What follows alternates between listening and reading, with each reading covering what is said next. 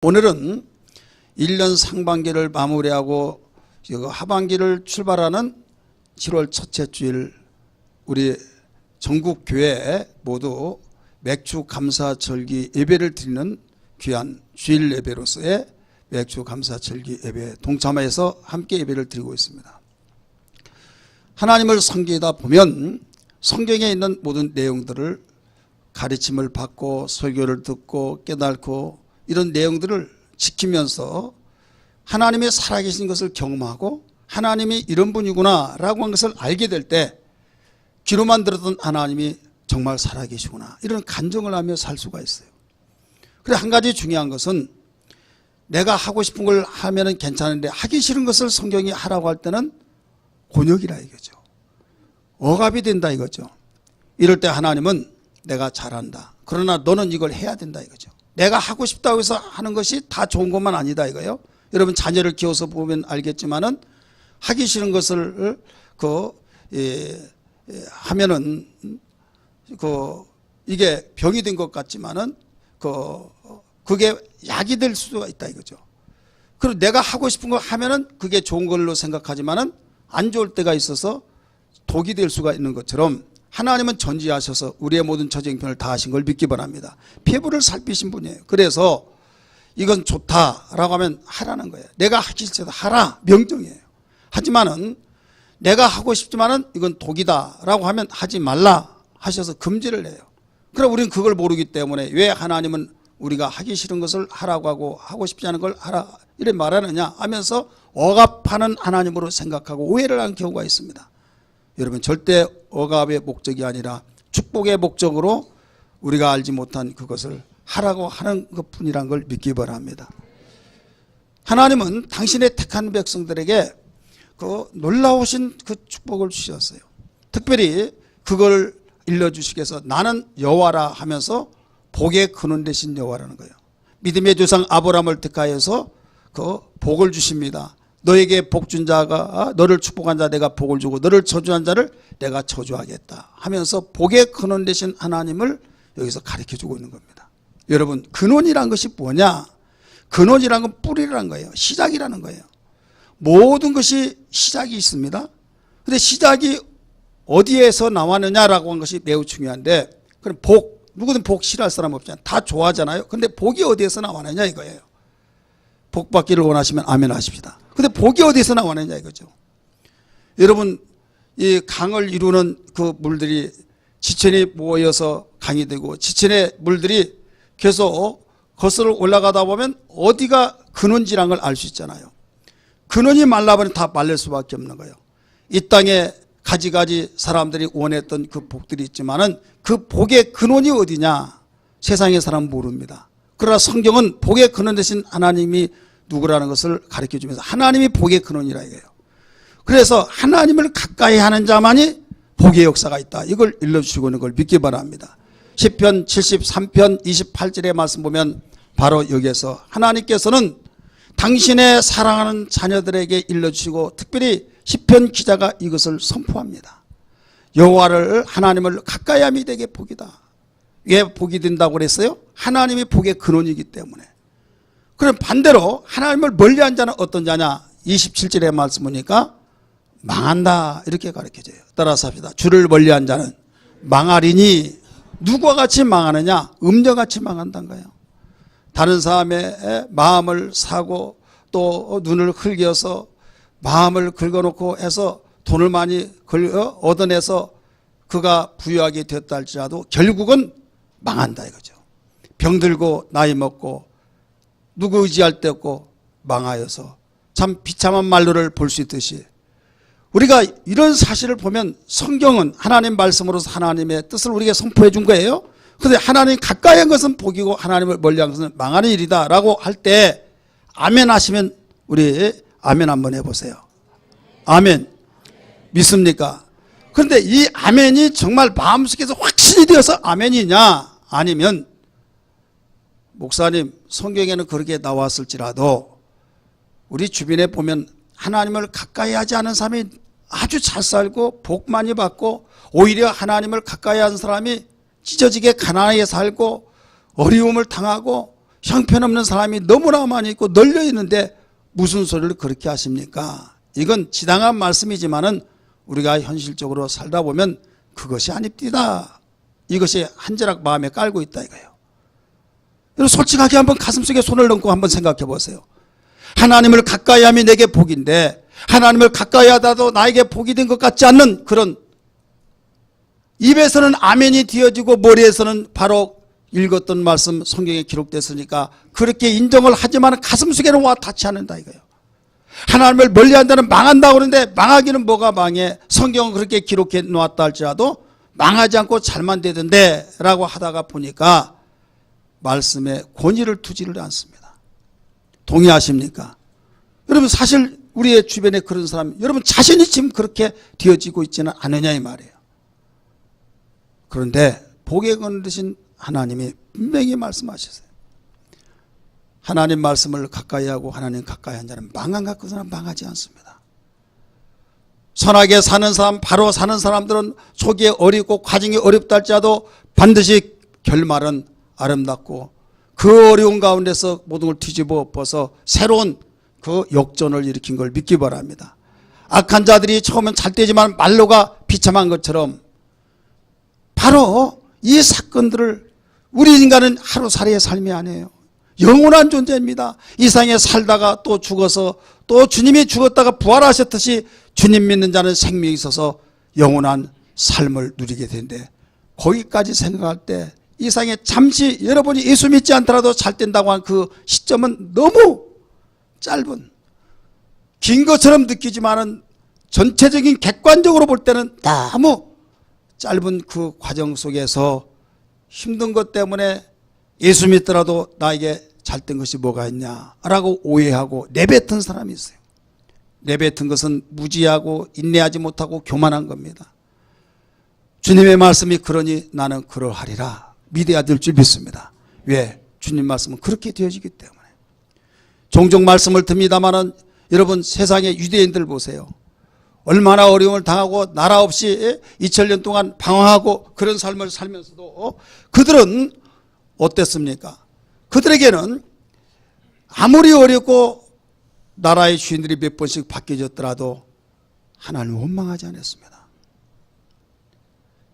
지금까지 노벨상을 300개가 수상자가 300명이 나왔는데 99명이 유대인이라고 그랬어요. 그들이 머리가 명석하고 대단한 사람들입니다. 우리나라 강원도만한 땅덩이에서 출생한 그들이 바로 노벨상 수상자가 300명 중에서 99명인데 그들이 뭐라고 합니까? 하나님이 약속하신 땅, 적과 꿀이 흐르는 땅, 우리나라 강원도만한 땅인데 그것도 3분의 2가 사막합니다. 그런 가운데서 그들은 절대적으로 믿습니다.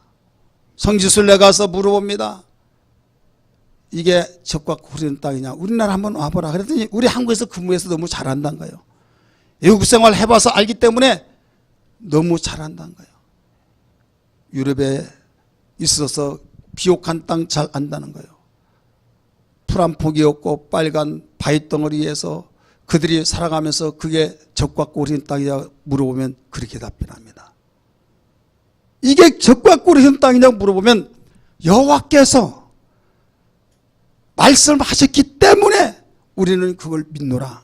다른 거 없어요. 따라서 여호와께서 적과 꿀이 흐르는 땅이라고 말씀하셨기 때문에 우리는 그 말을 믿노라. 다른 거 없어요. 얼마나 어린아이 같은 순진한 마음입니까? 황무지요, 별 볼 일 없는 땅이요, 바위덩어리요, 쓸모없는 그런 땅인데도 불구하고 하나님이 말씀하셨기 때문에 믿는다는 거예요. 저는 그때 그 말을 듣고요, 야, 이들은 하나님 말씀을 철저히 믿고 있는구나. 그래서 세계 모든 민족 가운데서 이렇게 세계 모든 지도자들이 되어서 리드하고 있는 그런 민족이 아니냐. 유명한 세계 대학들을 다 누가 장악하고 있어요? 미국은 유태인들이 장악하고 있어요. 하버드 대학도 유대인들이 바로 세웠습니다. 정치, 경제, 문화, 예술, 국방, 모든 걸 다 장악하고 있어요. 세계 강대국이라고 미국의 은행에서 유대인들이 다 돈을 빼버리면 은행은 그 미국은 붕괴된다. 그들은 망한다는 거예요. 그만큼 돈을 많이 벌었어요. 어떻게 해서 버느냐? 하나님 말씀에 따라서 하나님은 복의 근원 되시기 때문에 우리는 그 말씀대로 사노라 하면서 살기 때문이라는 것을 입증해 주고 있는 겁니다. 믿으시길 바랍니다. 하나님은 애굽에서 당신의 택한 백성을 끄집어내셨습니다. 애굽에서 해방시켜 주셨습니다. 그리고 홍해를 건너게 하시고 광야에서 40년 동안 살게 하셨어요. 애굽에서 종되었습니다. 노예가 되어서 자기가 아들을 낳고 딸을 낳더라도 내 아들이 아닙니다. 여러분, 노예라고 하는 것은 어떤 겁니까? 자식을 낳더라도 내 자식이 아니에요. 주인의 소유물입니다. 자기의 의지도 없습니다. 자기의 생각도 없습니다. 자기의 지식도 없습니다. 자기의 생각과 지식과 자기의 자식을 낳는다 할지라도 이건 주인의 것이기 때문에 주인이 이렇게 하라면 이렇게 하고 저렇게 하라면 저렇게 하는 거예요. 이렇게 생활했던 그들을 하나님이 끄집어내셔서 해방시켜 준 가운데 홍해를 건너게 하시고 40년 동안 광야에서 살게 하십니다. 이때 그들의 소원이 뭐냐? 먹을 것 쌓아놓고 이리저리 옮겨다니지 않고 정착된 곳에서 거주하는 것을 소원을 가졌어요. 그런데 마음대로 되지 않았을 때, 원망하고 불평했을 때 그 자리에서 또 죽게 되고 오직 믿음으로 살도록 하나님 훈련을 시키셨는데 모세를 통해서 이걸 가르쳐 줍니다. 내가 너희를 종되었던 곳에서 택하여 불러서 적과 꿀이 흐르는 땅으로 인도할 터인데 나의 말을 의지하고 내 종 모세의 말의 지도를 따라서 따라가라. 이거예요. 그래서 모세를 올라오라 하더니 시내산에서 계명을 주십니다. 율법을 주십니다. 거기에서 여러 가지 생활할 수 있는 율법 계명을 주신 가운데 그 중에 복받을 수 있는 계명을 주신 것이 뭐냐면 절기에 대한 계명입니다. 따라하십니다. 절기에 대한 계명. 1년에 3번씩 계명을, 절기의 계명을 지킨대. 봄의 절기, 여름의 절기, 가을의 절기를 주셨어요. 봄의 절기는 무슨 절기냐? 6월절을 주셨고, 여름의 절기는 맥추절을 주셨어요. 맥추절을 77절이라고도 하고 초실절이라고 합니다. 왜 77절이냐? 6월절을 지키고 난 뒤에 일주일을 7번을 계수했을 때 그 지켜지는 절기라 해서 77절이라 이렇게 말해요. 그 다음에 이때 농사를 지어서 첫 번째 거두어들이는 그런 그 계절이기 때문에 맥추절 혹은 초실절이라고도 말을 합니다. 그 다음에 1년에 가을 절기가 뭐냐면 수장절, 곡식을 다 지어놓고 창고에 들여다 놓고 하나님께 감사, 찬송, 영광 돌리면서 제사 드리는 것이 수장절이에요. 이렇게 세 절기를 봄의 절기, 여름의 절기, 가을 절기를 선포를 하시고 이건 너희들이 영영이 자자손손이 지켜야 할, 대대로 지켜야 할 규례니라 라고 선포하신 거예요.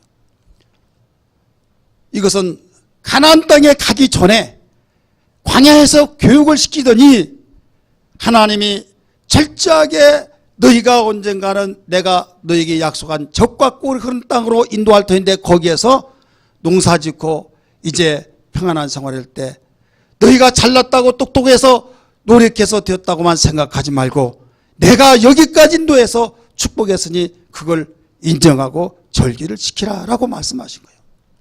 그래서 이스라엘 백성들은 가나안 땅에 여호수아의 인도를 받고 여호수아를 통해서 12지파의 땅을 분배를 받아서 이제는 이사 다니지 않고 옮겨 다니지 않고 거주할 곳을 찾아서 안식처를 누리면서 농사 짓고 이제는 쌓아놓고 생활하면서 증식시키면서 생활했을 때 맥추제를 지키는, 곡식을 거두어서 첫 번째로 1년 동안에 지켜지는 이 절기는 처음이라 이거죠. 처음 열매를 거둬서 드려지는 이 절기.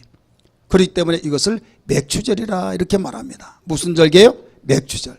예수 믿으면 이 맥추절을 지켜야 될 줄 믿기 바랍니다. 예수 믿으면 언제까지 믿어야 해요? 언제까지요? 죽을 때까지, 주님 오실 때까지. 할렐루야. 그렇게 해야겠죠. 언젠가는 나는 믿어봐가지고 내 마음에 와닿지 않으면 이걸로 졸업할랍니다. 그런 사람이 저 뒤에 군데군데 있는 것 같아요. 대답을 안 한 거 보니까. 죽을 때까지 믿어야만 됩니다. 한번 해보세요. 죽을 때까지 믿어야만 됩니다.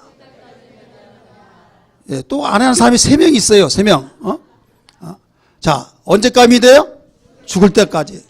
그런데 한 가지 중요한 것은요, 죽을 때까지 믿어야 하는데 맥추절이 되어졌을 때 맥추절이 뭐야? 맥추절에서 우리에게 주어진 교훈이 뭐야? 의미를 알고 교훈을 알고 지키면 부담스럽지 않고 감사와 감격이 되고 설레임 속에서 준비하며 지켜지는데, 의미를 모르면, 뜻을 모르면 따분한 거예요. 항상 어느 교회든지 맥추절뿐만 아니라 절기 되면은 그 전날에 주보에다가 무엇을 끼워드립니까? 무엇을 끼워드려요? 헌금봉투. 지난 주일날 여러분 그 주보에 끼워드렸어요? 안 끼워드렸어요? 딱 보는 순간에 무슨 느낌이 났어요? 할렐루야 하면 할렐루야 할렐루야 하면서 막 찬양이 나왔습니까? 아니면 또 왔군요. 헌금봉투가 나왔는데 여기서 부담스럽고 어휴, 돈 있어야 교회도 다닌 건 아닌가, 이런 마음이 되지는 않냐. 왜 그러냐? 알지 못하니까. 알아야 된다 이거예요. 믿으시길 바랍니다. 알지 못한다고 한다면 그런 마음이 생기고 그런 마음이 계속 누적되다 보면 결국 주님과 멀어져 버릴 수밖에 없는 거예요. 복에 거는 듯이 하나님과 가까워져야 할 텐데 멀어져 버리면 어떻게 되겠느냐. 그래서 저는 오늘 맥주감 사절의 교훈이 뭐냐, 여기에 대해서 말씀을 드리려고 합니다. 할렐루야. 맥주감사 절기의 그 교훈 여러 가지가 있지만 대체로 크게 정리를 해보면 3가지로 우리에게 주어지는데, 첫 번째는 무슨 그 교훈을 주고 있느냐, 과거를 잊지 말라는 이 절기입니다. 따라서 과거를 잊지 말라. 무엇을 잊지 말라요? 과거. 오늘 본문 말씀 9절부터 12절까지가 맥추절기를 77절로 설명을 하고 있어요. 신명기에서는. 그러면서 12절은 맥추절에 관한 계명인데 12절 한번 읽어보세요. 시작. 너는 애굽에서 종되었던 것을 기억하고 이 규례를 지켜 행할지니라. 이 규례가 뭘까요? 맥추절 77절. 이 규례, 맥추절에 대한 규례를 지켜 행할지니라. 무엇을 기억하고? 애굽에서 종되었던 것을 기억하고. 여러분, 그냥 들여진 것이 아니라 애굽에서 종로로 타면서 자기가 아기를 낳아서 내 자식인데 내 자식도 아니고 주인의 자식이 되어버리고, 내가 하고 싶고 내가 먹고 싶고 내가 마시고 내가 쉬고 싶지만은 주인이 채찍을 가지고 이리 오너라 이거 하라 하면 할 수밖에 없는 노예 그대로, 말 그대로다 이거죠. 그랬던 그들을 하나님이 끄집어내셔서 적과 꿀이 흐르는 땅으로 인도하셔서 지금은 풍성하게 먹고 마시고 즐기면서 살게 되었을 때, 내가 혹이 교만해서 그냥 스스로 된 걸로 착각하지 말아라. 너 교복을 누리면서 나누면서 행복하게 살기를 원한다고 한다면 이 절기를 통해서 과거에 애굽에서 종되었던 그때를 기억하면서 너는 이 절기를 지켜야 된다. 이걸 가르쳐주고 있는 겁니다. 믿으시길 바랍니다. 사랑하는 성도들이요, 우리는 민족적으로 세계 모든 역사적으로 다 똑같아요. 개개인도 마찬가지예요. 개구리가 올챙이 시절을 알지 못한다, 이런 말이 있듯이 우리 민족이요, 60년 70년대 얼마나 힘들었습니까? 전쟁이 지난 얼마 되지 않은 가운데 보릿고개란 말이 있어요. 특별히 부자 아닌 사람은요 다 고생했습니다. 가을에 쌀농사를 지어서 바로 보리가 나올 때까지 먹어야 할 텐데 보리가 나올 때까지 먹지를 못하고 끊겨져 버립니다. 끊겨지다 보니까 보리를 농사지어서 익기도 전에 누렇게 익었다고 하는 그 부분을 낫으로 비워서 거기에 깔아놓고 마르면은 그걸 찧어서 그걸로 양식을 연명했다. 제 나이 이상 되신 분들은 다 그 경험을 했어요. 그럴 때 얼마나 힘들었느냐, 정말 말로 표현할 수 없는. 그래 그 세대들이 우리나라에 부지런하고 근면하고 전략하고 해서 나라를 짊어지고 이렇게 살게끔 만들어놨던 걸 믿기 바랍니다. 대부분 지금 세대 사람들은 너희 아버지 잘할 땐 내가 잘 땐 그렇게 하지 않았다 이랬다 그러면 한두 번이지 계속 하다 보면 잔소리를 갖고 듣기 싫다고 해서 하지 않는데요. 듣기 싫어하는데 듣지 않으려고 그래요. 그러나 여러분, 그때를 생각하면 정신 바짝 나고 다시 초심으로 돌아가서 열심히 하게 되고 이렇게 되지 않습니까? 하나님께서는 지금 적과 꿀 큰 땅에 살고 있는 이스라엘 택한 민족들에게 말하기를 절기를 지키면서 너 그냥 된 것이 아니다. 너 옛날 애굽에서 종되어서 노예되었던 그 생활에서 그때 일을 생각해 볼 때 지금 어떤 생활을 하느냐. 지금 편안하고 즐겁고 행복하고 먹을 것이 많고 그럴 때 네 노력으로만 네가 잘났다고 똑똑해서 된 것이 아니다. 내가 여기까지 인도했다. 에베네셀 하나님이 함께 하셨다는 것을 알라는 겁니다. 할렐루야. 그렇기 때문에 우리는 이 맥주감사 절기를 통해서 반드시 우리 자신 속에서 과거의 일을 잊어버리지 아니하는 그런 교훈을 가르쳐주고 있는 걸 믿기 바랍니다. 따라서 합시다. 과거의 일을 잊지 말자. 성경은요, 과거를 잊어버리라는 말도 나오고요, 과거를 잊어버리지 말라고 하는 말도 나와요. 옛것을 기억하라 이 말이 나옵니다. 분명히 또 옛것을 기억지 말라 이런 말이 나와요. 너무 과거에 집착해서 할 일을 하지 못한다면 옛것을 기억하지 말라 이게 맞아요. 그러나 그냥 옛것을 기억하지 않고 앞만 바라보다가 하면 그냥 뭔가 또 있다가 뿌리 없으면 말라버리듯이 위기가 오기 때문에 너 바란스를 맞춰라. 균형을 잃어버리지 말고 네가 어떨 때 잊어버리지 말고 어떨 때 잃어버리고 살아라. 이걸 일러주셨어요. 오늘 본문의 말씀들은 무엇입니까? 그냥 저절로 된 걸로 착각할까 봐 네가 어려웠을 때 종되었을 때 정말로 죽지 못해서 살 수밖에 없는 그런 상황 속에서 여기까지 오게 된 것은 내 은혜다. 하나님이 이걸 일러주시면서 그때를 잊어버리지 말고 항상 겸손한 마음을 지키면서 살라. 이것을 주신 것이 맥주절의 교훈이라는 것을 다시 한번 맺기 바랍니다. 두 번째는 과거에 받은 은혜와 현재 받은 은혜를 감사라는 말이에요. 따라서 과거에 받은 은혜와 현재 받은 은혜를 감사하라. 이걸 가르쳐주고 있는 것이 맥주절기입니다. 과거에 많은 은혜를 받았어요. 지금도 받았어요. 에베네셀 하나님, 여기까지 도우신 하나님이 앞으로도 또 하나님께서 주실 그 은혜를 생각해 볼 때 얼마나 감사하냐 이거죠. 그 하나님께서 복을 주시면 너무 기뻐한 거예요. 기뻐할 때 복 받고 기뻐하고 하나님께 영광도 얼마나 기뻐합니까? 여러분이 자녀에게 선물을 줍니다. 또 누구에게 선물을 줍니다. 고맙다고 감사하다고 하면서 기뻐하는 그 미소를 짓는 얼굴을 볼 때 기뻐요, 안 기뻐요? 선물을 받는 사람도 기쁘지만 주는 사람이 얼마나 기쁜지 몰라요. 야, 이거 주었더니 그렇게 기뻐한데 내가 또 기회가 되면 또 선물을 해야겠다. 이 마음이 기뻐하는 모습을 보고 뭐하러 샀냐고. 이것까지면 내가 하루 외식을 하더라도 제대로 하겠는데 이거 시들어버린 꽃 이거 뭐하냐고 하면서 다시는 이거 사오자 마라. 그러면 죽을 때까지 안 사줍니다. 왜?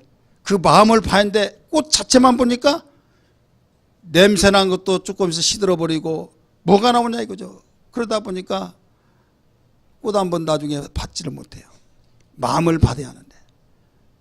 왜? 선물을 주더라도 귀찮게 여기고 아깝다고 생각하고 빈찬 준데 누가 좋아할 사람이 있냐 이거예요. 하나님 우리에게 은혜를 주셨습니다. 할렐루야. 복을 주셨습니다. 하나님께 감사 영광 찬송을 돌려야만 됩니다. 그런데도 불구하고 반응이 없어요. 지가 똑똑해서 자기가 잘나서 그렇게 된 걸로 생각하면서 하나님께 감사하지 않고 영광 돌리지 않을 때 하나님은 인격적인 분이기 때문에 가슴이 싸늘해져 버립니다. 그럴 때 더 이상 복은 진행되지 않습니다. 여러분, 그래서 과거에 받은 은혜를 또 현재까지도 앞으로도 받을 은혜를 감사하는 그 고백이 우리에게 맥주감사절기의 고백이다, 교훈이다 이런 말씀입니다. 11절 말씀 한번 읽어볼까요? 11절 8장 신명기 8장 11절에요. 시작. 내가 오늘 네게 명하는 여호와의 명령과 규례 법도와 규례를 지키지 아니하고 네 하나님 여호와를 잊어버리지 않도록 상가할지니라. 아멘. 하나님께서 우리에게 복된 것이기 때문에 명령합니다. 복된 것을 명령할 뿐만 아니라 법으로 바로 선포합니다. 법으로 선포할 뿐만 아니라 대대로 지켜야 할 바로 율례로 규례로 바로 정해버립니다. 그래 규례로 정하니까 이게 문화가 되어버리는 거예요. 따라서 합시다. 명령, 법도, 규례. 똑같은 하나님 말씀을 명령이요, 규례요, 계명이요, 법도요 막 그런 말들이 많이 나오죠. 의미가 각각 달라진 거예요. 하나님이 우리에게 감사라고 한 그 명령을 주시더니 이것을 법도로 법을 정하시고 이제는 자자손손이 이대로 하라 이걸 일러주신 거예요. 그러면서 하나님은 인격적이 있기 때문에 복에 거느신 그분이 복을 주할 자 누구에게 주느냐, 그릇이 준비된 자, 기뻐하는 자, 당신에게 고맙고 감사하게 여기는 자에게 주시는데, 하나님 고맙고 감사합니다 그런 마음을 가져야 할 텐데 그런 감사한 마음은 하나도 없다 이거예요.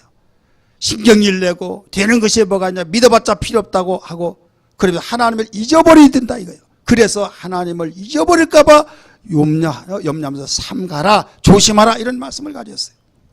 12절부터 14절 한번 같이 읽을까요? 시작. 네가 먹어서 배부르고 아름다운 집을 짓고 거주하게 되며 또 네 소와 양이 번성하며 네 은금이 증식되며 네 소유가 다 풍부하게 될 때에 네 마음이 교만하여 네 하나님 여호와를 잊어버릴까 염려하노라. 여호와는 너를 애굽 땅 종되었던 집에서 이끌어내시고. 아멘. 아멘. 특별히 12절 한번 보세요. 12절 말씀 보면 네가 먹어서 그 네가 앞에 가요. 지금 우리는 개정판을 보고 있습니다. 그런데 우리가 이전에 바뀌어지기 전에 개혁 한글이라고 하는 성경 속에는 두렵건대 이 말이 나와요. 따라서 두렵건대. 이 두렵다, 하나님이 두려워할 자가 뭐가 있습니까? 하나님은 두려워할 존재가 하나도 없어요. 그럼에도 불구하고 당신의 택한 백성들이, 당신의 택한 저 모든 사람들이 복을 받아야 할 때는 복을 받을 수 없는 그것이 뭐냐면 하나님 멀리하면 복을 받을 수 없기 때문에 두렵다는 거예요. 내가 우리 애들들 정말 삐뚤어질까 봐 참 두렵다. 부모가 달리 두려운 것이 아니라 곁길로 가면 뻔할 뻔짜 잘못된 걸 알기 때문에 두렵다는 그런 심정을 두고 이야기했듯이, 여러분 하나님이 그 심정을 가지고 두렵건대 네가 먹어서 배부르고 아름다운 집을 짓고 거주하게 되어 네 소와 양이 번성하며 네 은금이 증식되며 네 소유가 다 풍부하게 될 때에, 어려울 때는 문제된 거 없다 이게요.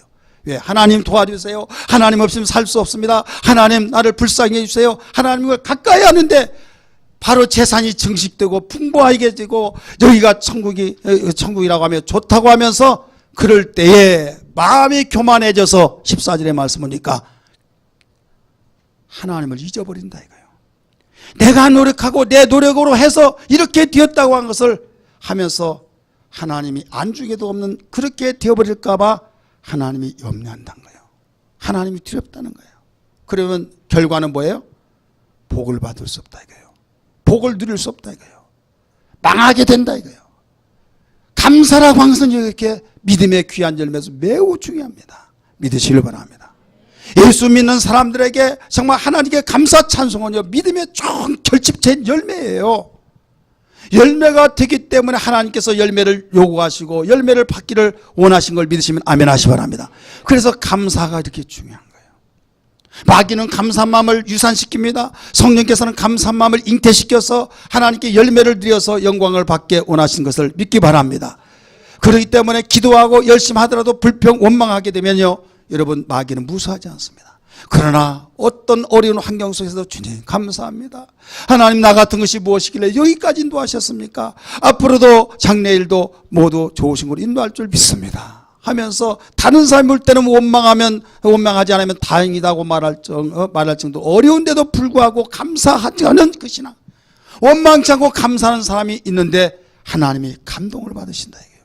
그래서 야, 얘는 쓸만하구나, 싹수가 있구나 하셔서 하나님이 그에게 놀라운 축복으로 역사하신 걸 믿기 바랍니다.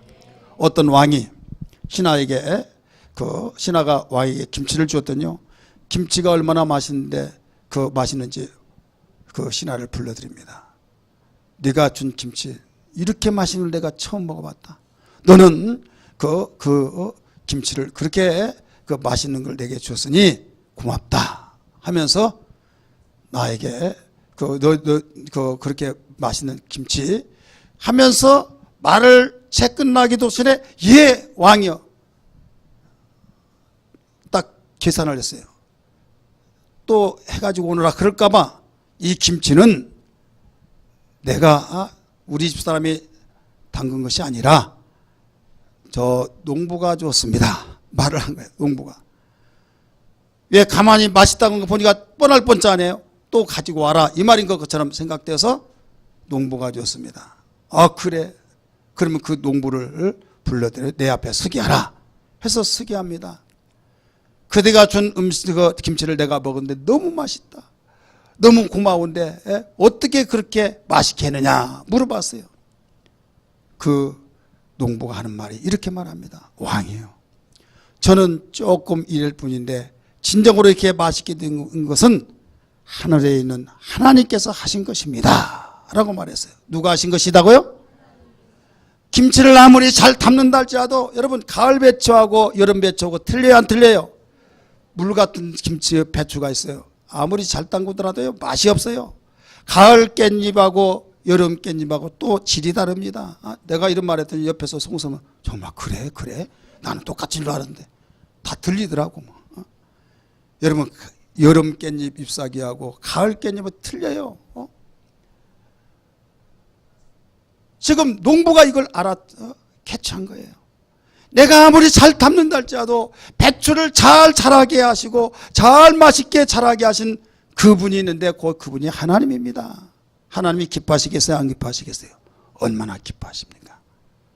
여러분이 열심히 부지런하고 근면전략하고 정말 열심히 해서 자녀 교육을 시켰습니다. 또 여러분이 돈도 벌었습니다. 재산을 모았습니다. 아름다운 집을 짓고 혹은 사서 여러분 가정을 꾸며서 살고 있습니다. 누가 잘해서요? 내가 잘해서. 그러니까 누가 영광을 다 받아요? 내가. 하지만은 그걸 몰라서 물은 것이 아니에요. 농부가 농사 지었을 때 씨를 뿌리고 가꾸지 않고 여러분 어떻게 자랍니까? 분명히 농부가 농사 지을 때 씨를 뿌리고 가꿔서 그렇게 되었지만은 자라나게 하시고 열매 맺게 하시면 누구예요? 하나님. 그와 같이 근면 전략하고 열심히 일하고 정말로 딴정 피우지 않냐고 헛된 생각하지 않냐고 열심히 했기 때문에 되어진 건 사실이지만은 열심히 일할 수 있는 마음을 누가 줬느냐 이거예요. 따라서 합시다. 열심히 일할 수 있는 마음을 누가 줬느냐.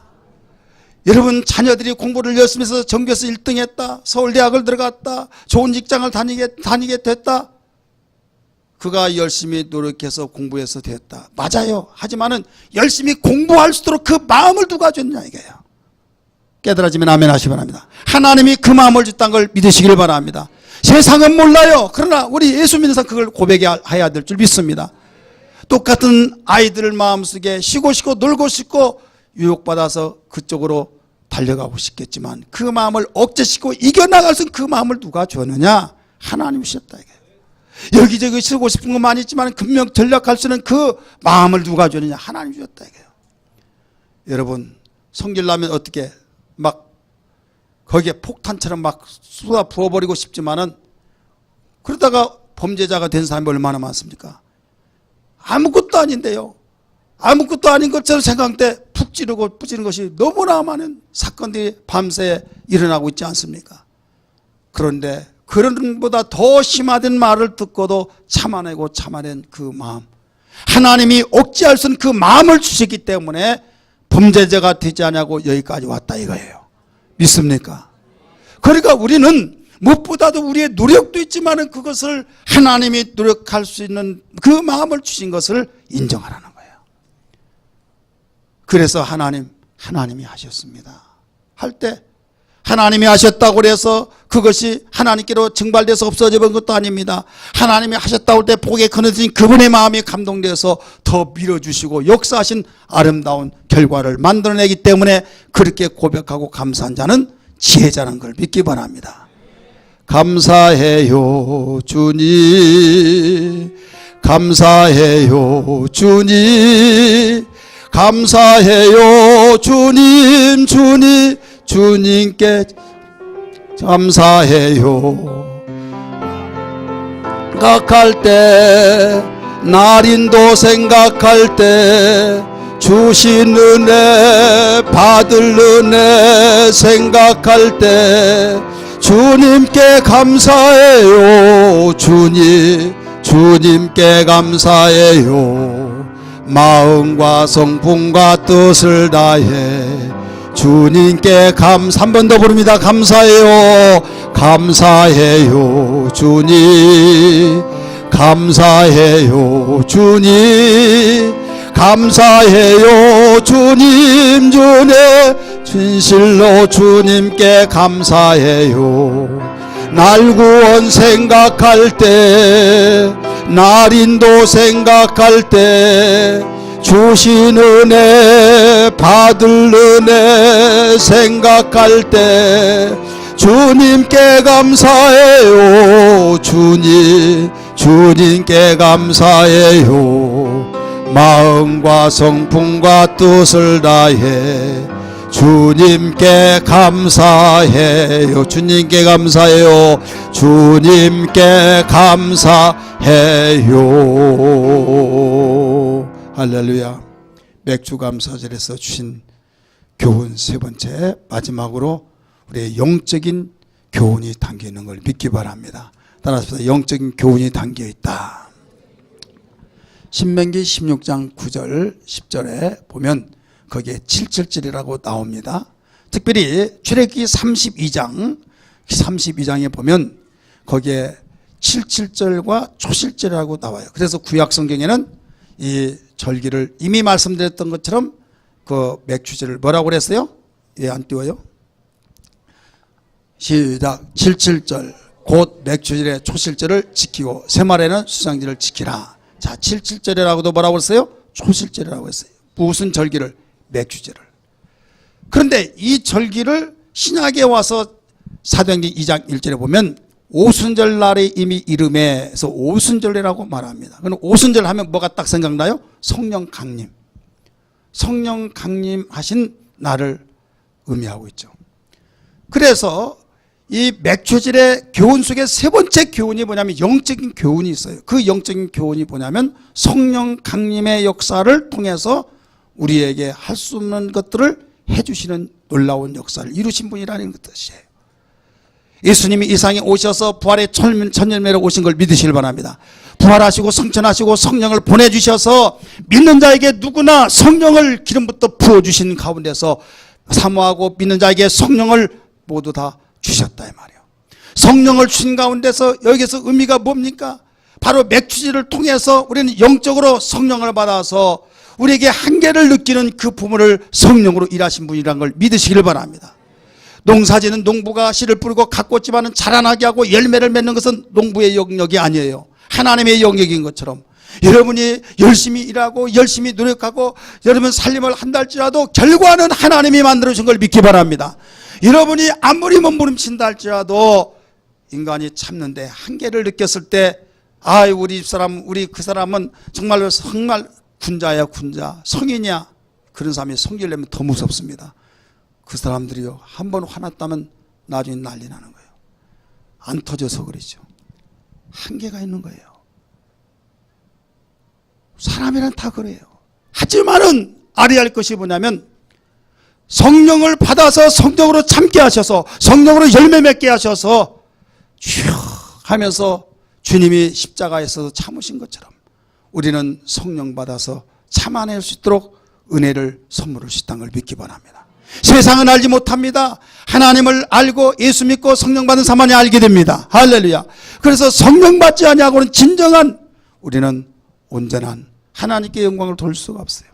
그래서 에베소 5장 18절의 말씀 보니까 술 취하지 말라 하는 방탕한 것이니 오직 성령으로 충만함을 받으라 라고 가르쳐줬어요.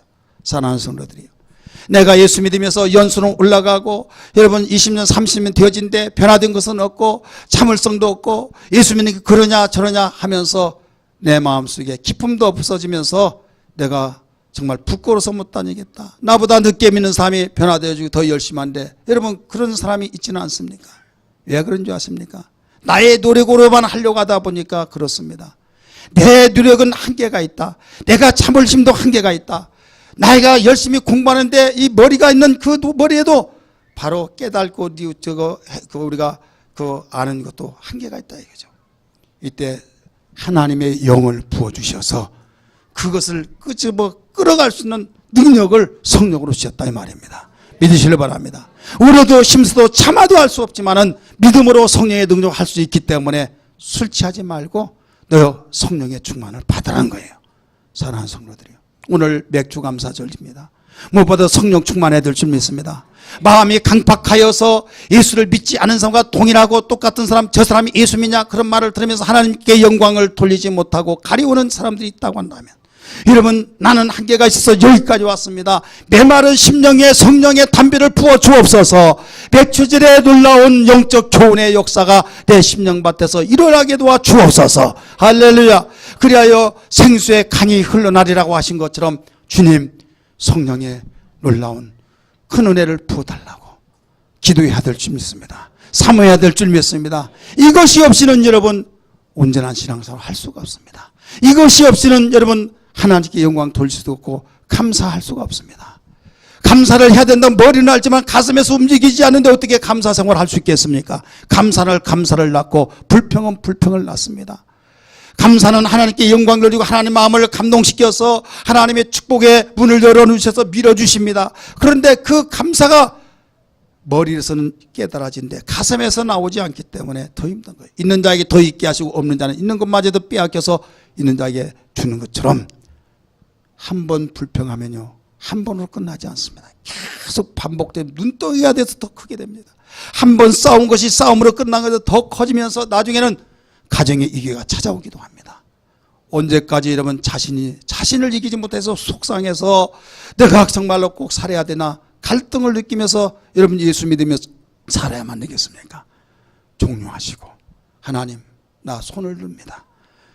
내 마음이 완악할 때로 완악해졌습니다. 성령이 나에게 성령의 담비를 부어주셔서, 가슴속에 성령의 담비를 부어주셔서 은혜 주셔서 맥주 감사 절기에 영적 교훈이 담겨있는 귀한 뜻이 내 심령밭을 통해서 이루어지게 하여 주옵소서.